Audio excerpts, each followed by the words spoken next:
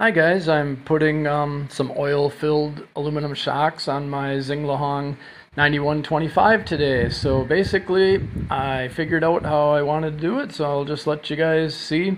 Here we got the stock factory ones, and here's the big boys. They're 100 millimeters long. These were only 85, and basically I want to jack it up. So you can see I got the one new one and the other one, and the swing arm is down further at an angle. It's, the tire's touching there and the other one's off the ground, so it'll jack it up where I wanted it. And I found out if I put it where the other shock was, it was so stiff because it was almost vertical and they pushed really hard, and I'm like, that's not going to ride good at all. Even though they're oil filled, it'll be like an old farm truck with too tough of a suspension and you bounce all over the place. So what I did, I have a nice screw collection. I got all nuts, bolts, screws, and I used the drill. I had to use the drill, and just a little bit out of the main mount I drilled a hole, or I just made it bigger is all I did. But instead of being over here where it was almost vertical, I just brought it over. Now it's got a nice feel to it. It's not too stiff.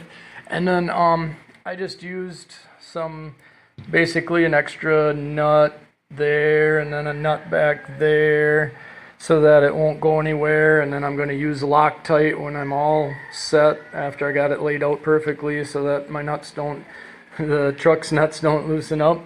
And then I reused the bottom screw, but just put a little nut there to act like a washer. I had bought some of these washers at the hardware store, but they were like kind of too big and ugly.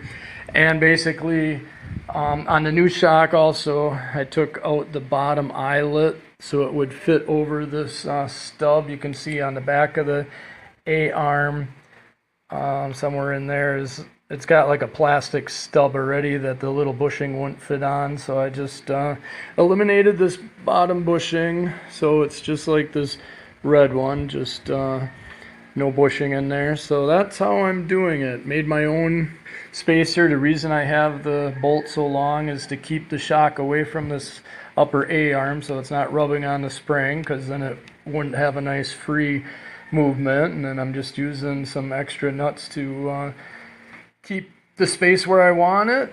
So that's how the front will be. I watched a couple other people do this, and I'm kind of doing it my own way, I guess. So all kinds of options. You guys can do it any way you want, but basically I just wanted to jack it up, and basically, the oil filled is the bonus. So we'll do the rear suspension later. Okay, there it is, complete. The front and the rear shocks are on. The only difference in the rear is on the bottom.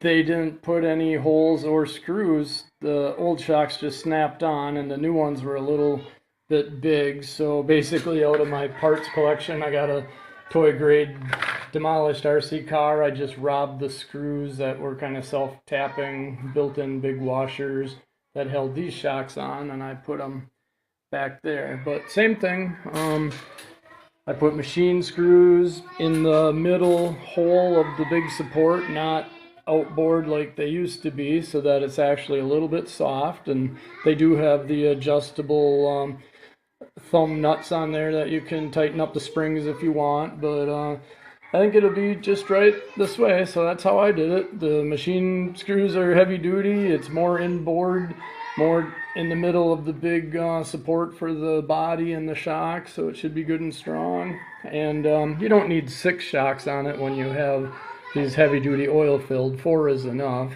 because they add weight to the truck too. The aluminum oil filled shocks are quite a bit heavier than the little shocks that it came with. But yep, I'm happy. I'll do a test drive video in a little bit, but yeah, it's not too stiff. Should be just right.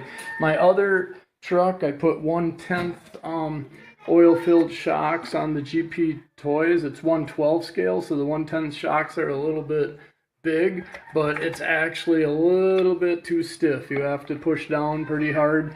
So it's kind of funny, on the small bumps it kind of bounces, but then on the bigger jumps it actually does good. The absorbers, compress on that. So basically, that's how I did it on this one. So it gives you guys some ideas. So thank you.